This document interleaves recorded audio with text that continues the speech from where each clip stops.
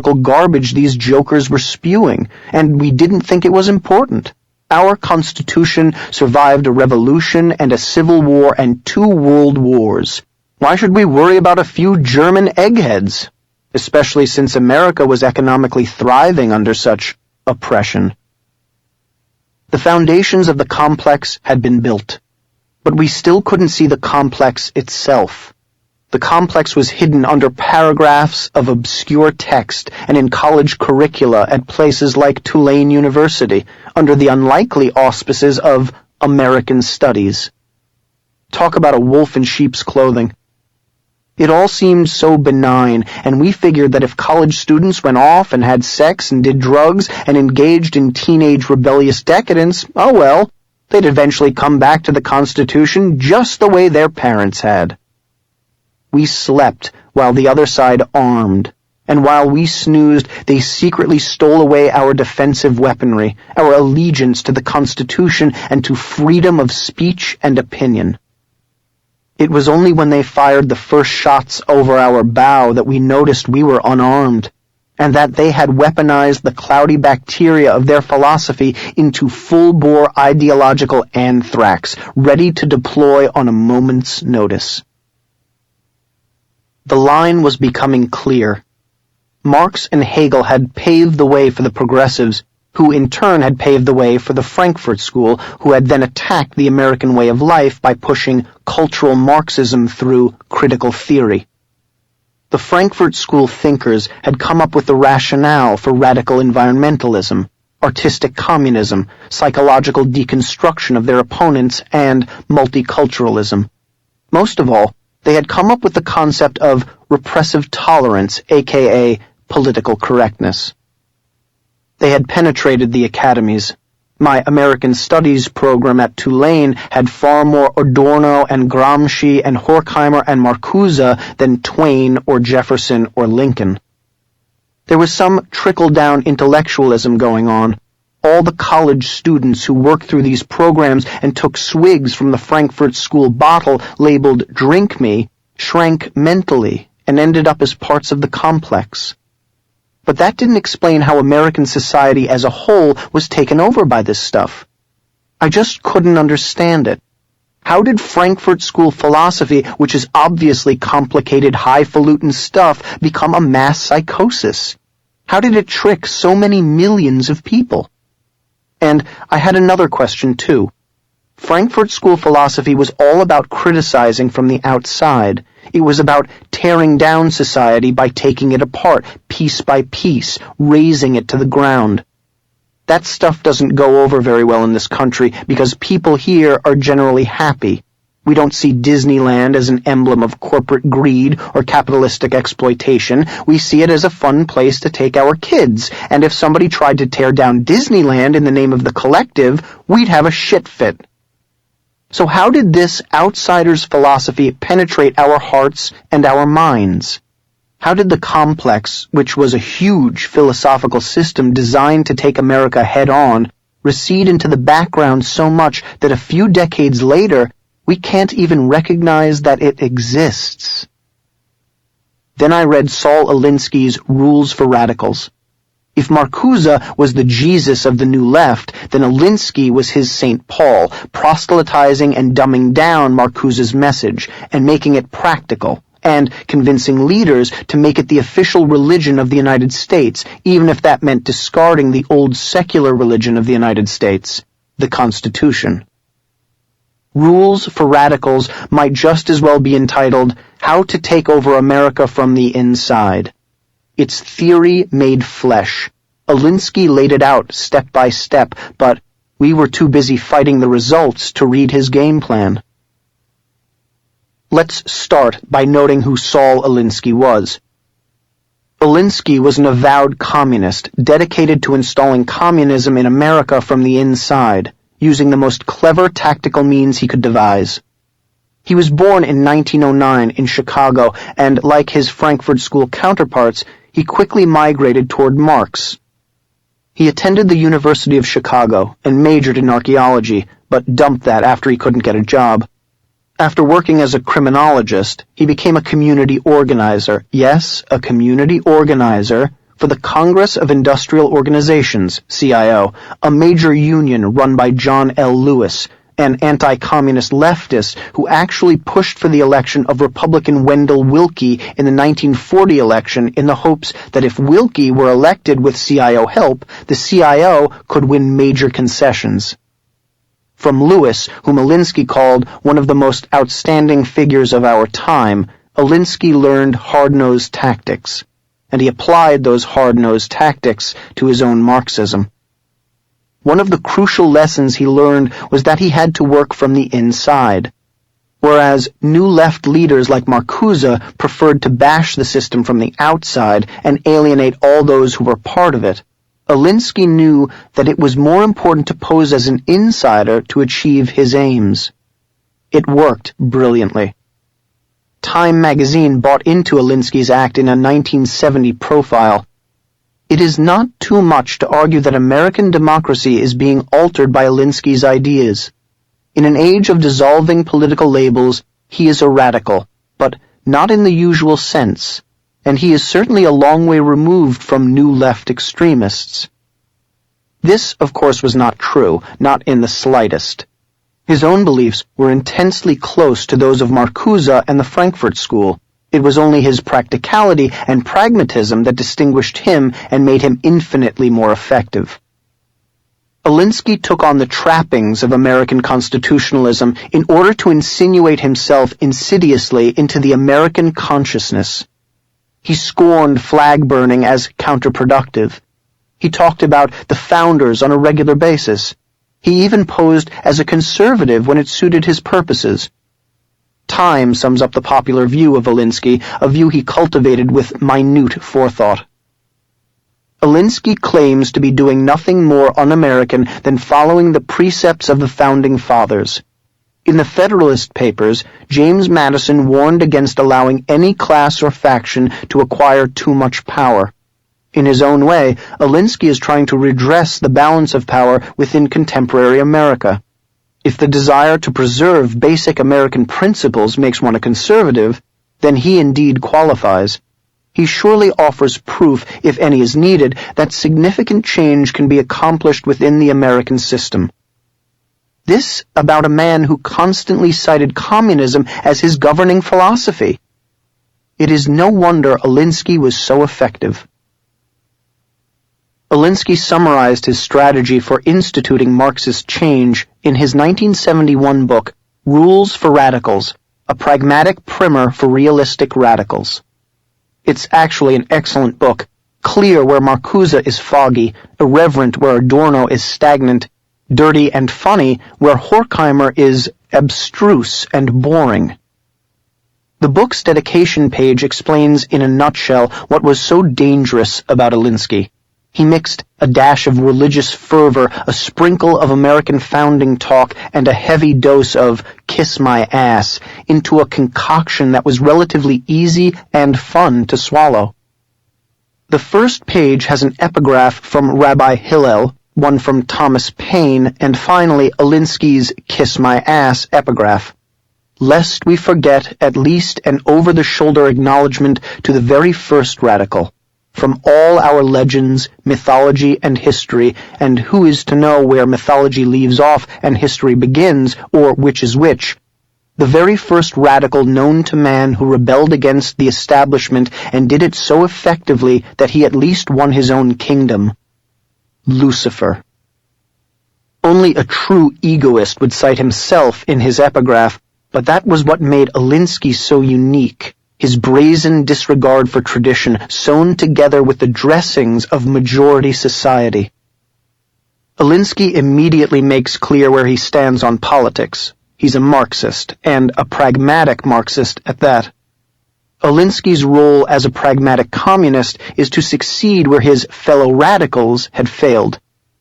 He despises those impractical Marxists who panic and run, rationalizing that the system is going to collapse anyway of its own rot and corruption. Those who go hippie or yippie, taking drugs, trying communes, anything to escape. Those who went berserk, the weathermen and their like. He laughs at the college students who embrace Marcusean philosophy while doing nothing. those who spend their time cribbing from the communist puppet masters and wear Che t-shirts. He also knows that America's openness provides communists the opportunity to destroy American values, which makes working from the outside a waste of time. Militant outsiderism is counterproductive. Alinsky, first and foremost, knows that to win, communists must communicate in the language of the people. They must embrace the people, not scorn them. They must embrace the world as it is, not as they wish it were. As an organizer, Alinsky writes in Donald Rumsfeld-like language, I start from where the world is, as it is, not as I would like it to be. That means working inside the system. The people, Alinsky thinks, are like happy sheep. In order to steer them in the politically correct direction, they first must be made unhappy, and that unhappiness will result in passivity, then finally in discontent, and then, in the end, revolution. Incrementalism, as Frankfurt School's Antonio Gramsci taught, is the name of the game. And the only way to begin opening the door to the revolution is to make people unhappy with the status quo.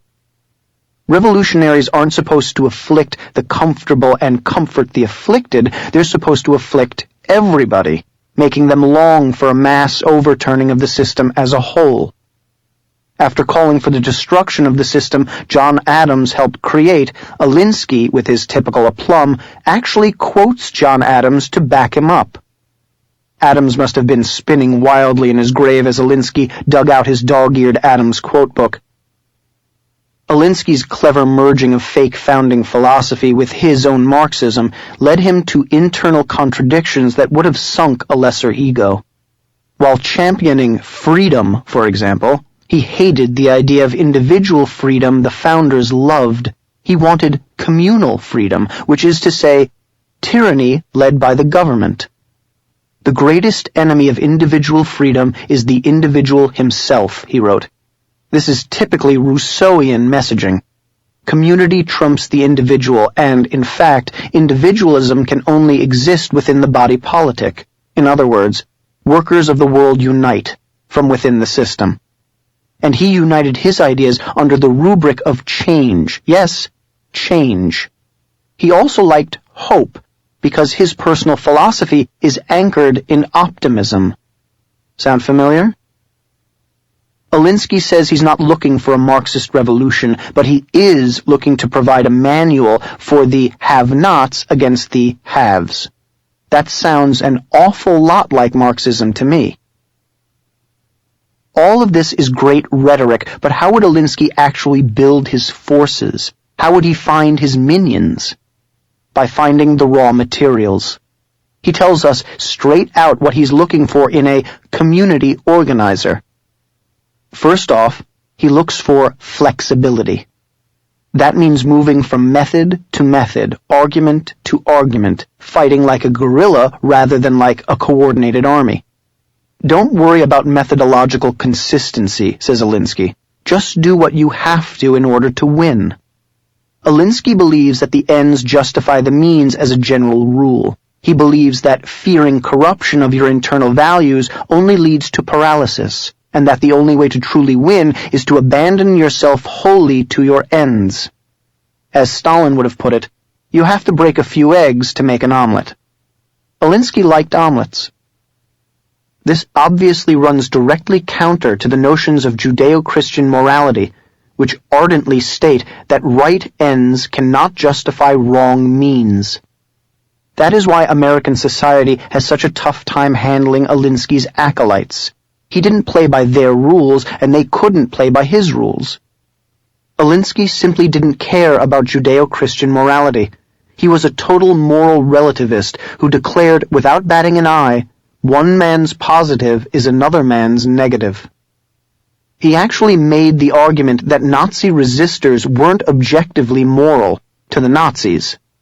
Winners write history, says Alinsky, so you'd better be the winner. That holds particularly true in war, where the end justifies almost any means, and Alinsky views all politics, and actually all life, as war. If you have the option of using moral means, by all means use them, says Alinsky. If not, screw 'em.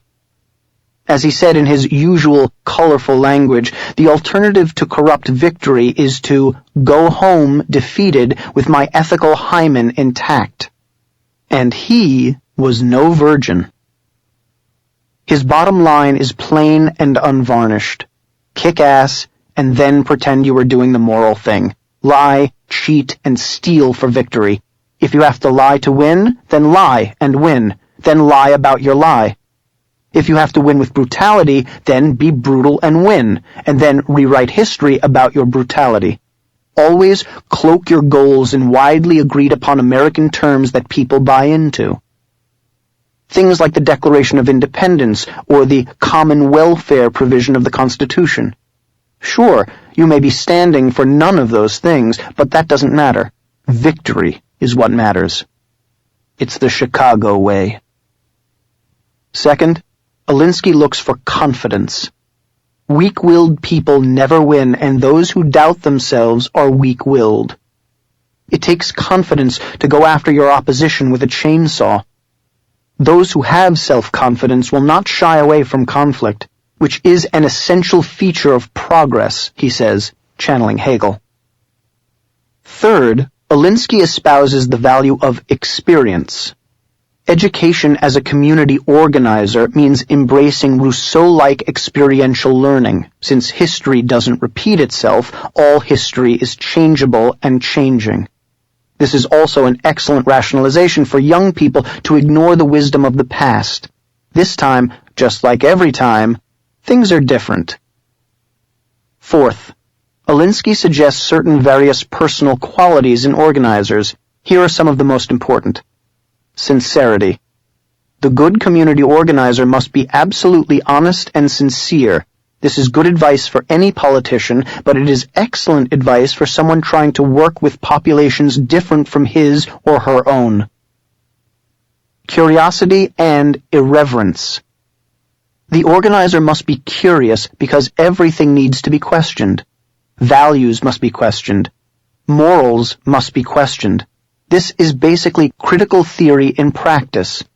Alinsky's focus on reverence is particularly important. To the questioner, nothing is sacred. Again, this is critical theory in its most basic practical form. A sense of humor. This is probably the most important quality Alinsky mentions. Humor is a weapon to be deployed as often as possible. It is almost impossible to defend against. It is the weapon the Frankfurt school lacked. Their seriousness made them boring and inaccessible. Alinsky is no such thing. He is hilarious, and that hilarity breeds the sort of social change only a Jon Stewart or a Stephen Colbert could bring about rather than a Noam Chomsky. When it comes to humor, Alinsky has no problem going lowest common denominator, which is what makes him so effective. It's one thing to pun like Shakespeare when you're in polite company, but social change isn't effected in polite company. It's effected in the streets, with the people. And people love base humor. In the book, Alinsky makes jokes about sex and farting, both in order to shock and to cross cultural boundaries. After all, everybody poops. Conservatives are afraid to talk in these terms, and that's one reason why they lose young people in particular. As it stands, the Frankfurt school taught left is fighting the political battle on both the political and cultural battlefields. Conservatives are fighting it only on the political battlefield.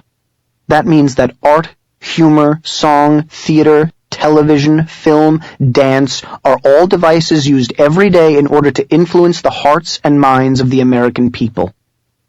Conservatives have to pray that their kids will eventually discover George Will's column to knock some sense into them.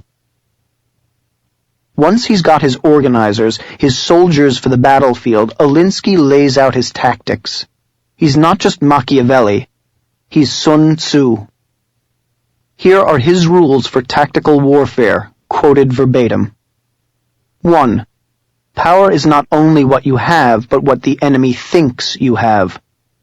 Deception is useful, and giving the other side incomplete information is just as useful. If it was good enough for Gideon, it's good enough for Alinsky. 2. Never go outside the experience of your people.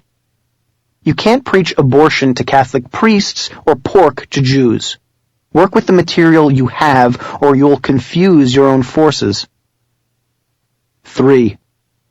Wherever possible, go outside of the experience of the enemy. If they can't handle you because they've never handled anything like you, you'll win. 4. Make the enemy live up to their own book of rules. Alinsky writes, "You can kill them with this, for they can no more obey their own rules than the Christian church can live up to Christianity." Hypocrisy is obviously the key word here, and it's the left's favorite charge for the simple reason that the vast majority of people with standards are hypocrites at some point in their lives. 5. Ridicule is man's most potent weapon. Just ask Gerald Ford, Chevy Chase, George W. Bush, Will Ferrell, or Sarah Palin, Tina Fey. 6. A good tactic is one that your people enjoy. You're not going to win if your people are bored out of their minds. 7. A tactic that drags on too long becomes a drag. 8. Keep the pressure on. 9. The threat is usually more terrifying than the thing itself. Don't be scared of the opposition, even if they level their most feared weapon at you. It probably won't be that bad. Meanwhile, level threats whenever possible, because that will scare the opposition. 10. The major premise for tactics is the development of operations that will maintain a constant pressure upon the opposition. Pressure causes reactions, and you can work off of the reaction of your target. 11. If you push a negative hard and deep enough, it will break through into its counterside. Find the enemy's most cherished belief, then exploit it against your target. Alinsky uses the example of passive resistance in India. By exploiting the British pride in their civility, Gandhi defeated them. It goes without saying that the Frankfurt school used precisely this tactic in twisting their First Amendment freedoms against the First Amendment in the United States. 12. The price of a successful attack is a constructive alternative. Make sure you have a plan once you've achieved your goals. 13. Pick the target, freeze it, personalize, and polarize it. This is the most important and famous of Alinsky's rules. You have to pick a target, then freeze it, and prevent it from shifting blame elsewhere, then personalize it by making sure that it is something specific and identifiable rather than general, and finally, polarize it by demonizing it. It does you no good to talk about the pros and cons of your target. You must show the target as entirely evil and yourself as entirely good. This is commonly known as the politics of personal destruction. See Palin, Sarah. Finally, Alinsky provides a simple reminder. The real action is in the enemy's reaction. You must provoke your enemy into reacting so that you can work off of the reaction. If you do a good enough job, you can force them to make a mistake. When they do, you must be ready to exploit it. It's worth exploring one of Alinsky's case studies in order to see these rules in action. In 1964, he moved to Rochester, New York, in the aftermath of race riots and targeted Eastman Kodak, the largest company in town by far. He quickly implemented Rules 13, target, freeze, personalize, and polarize, and 5, mockery is the best strategy. The media interviewed him when he stepped off the plane in Rochester, asking him what he thought of the town. "It is a huge southern plantation transplanted north," Alinsky said. This got him the reaction he was looking for from the opposition, which gave him more targets to attack. W. Allen Wallace, president of the University of Rochester and director at Eastman Kodak, went after Alinsky. Alinsky responded by comparing Wallace to George Wallace of Alabama. Did it matter if the charge was true? Of course not. But it was effective. Putting into action the rest of his rules, using the law as a tool to make the establishment obey its own rules, moving outside the experience of the enemy, letting your soldiers enjoy the experience, etc., Alinsky suggested another tactic in Rochester, a flamboyant and outrageous tactic sure to get a response simply because of its pure outrageousness. He suggested that blacks buy tickets to the Rochester Symphony Orchestra, eat beans beforehand, then fart over and over again to disturb the upper-class white folks. This is brilliant. Farting for a cause is about as smart as you can get because there's no way to defend against it. It's not illegal to fart. It's completely offensive and makes people uncomfortable. And even as black folks are passing gas in a chamber music concert, they get to claim the moral high ground and pillory their enemies as racists. Alinsky is infuriatingly awesome.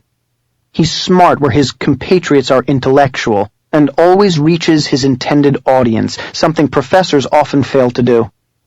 He knows what he wants and how to get it, and he makes it easy for anyone to follow his pattern.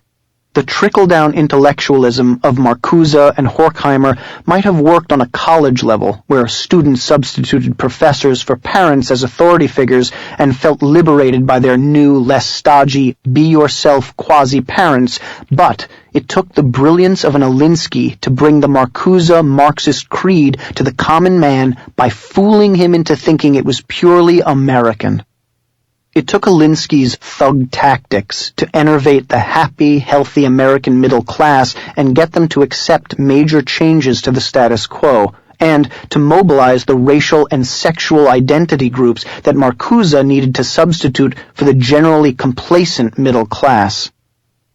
It took Alinsky to shut up the opposition using the methodologies of political correctness, to frighten people into submission and create an informal anti-First Amendment regime where if you speak out, you become a personal target. It took Alinsky to put the complex totally into effect. Every successful interest group and social movement in the United States since the 1960s has used Frankfurt School ideology and Alinsky rules. It's tragic it has taken conservatives so long to realize it. Chapter 7. Pragmatic Primer for Realistic Revolutionaries. After I wrote Hollywood Interrupted, and as I was helping create a conservative Hollywood network and creating the barrel full of liberal eggs that is the Huffington Post, I felt good. My journey into the culture wars had begun auspiciously. We were making strides by using the left against itself at the Huffington Post and by creating a conservative underground in Hollywood. But I hadn't been tested by fire. I hadn't felt the pressure cooker. I hadn't put myself out in the open. What would happen once I forayed into the bright sunlight of public scrutiny and faced the music? I was about to find out. In March 2005, I got invited to appear on the HBO program Real Time with Bill Maher.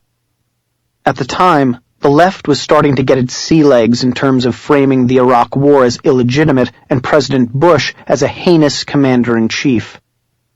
I knew the audience would be composed of Maher's loyalists, the MoveOn.org plants. It wasn't my first time before a studio audience. I'd done the Dennis Miller Show many times, but this was my first time before a hostile studio audience. It went relatively well.